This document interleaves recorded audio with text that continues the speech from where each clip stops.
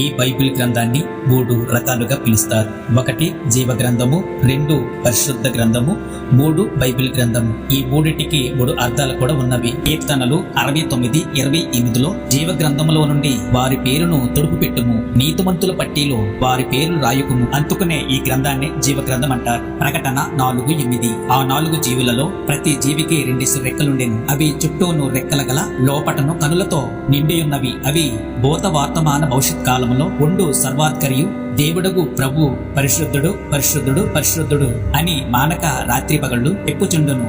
అందుకనే ఈ గ్రంథాన్ని పరిశుద్ధ గ్రంథం అంటారు. పాత నిబంధనలో 66 పుస్తకాలు, కొత్త నిబంధనలో 27 పుస్తకాలు. ఆ రెండింటినీ కలిపి ఒక గ్రంథం కింద ముద్రించారు. దీనికి దేవుడు బైబిల్ అని పేరు పెట్టాడు. బైబిల్ 3 భాగాలుగా కనిపిస్తుంది. పాత నిబంధన, కొత్త నిబంధన, ప్రకటన గ్రంథం. అలాగే దేవుడు మానవునికి 3 అమర్చి మానవుణ్ణి చేశాడు. 1 జీవము, 2 ఆత్మ, 3 శరీరము. దేవుడు ఈ బైబిల్ని మడిసిని పోల్చి ముద్రించాడు. God bless you.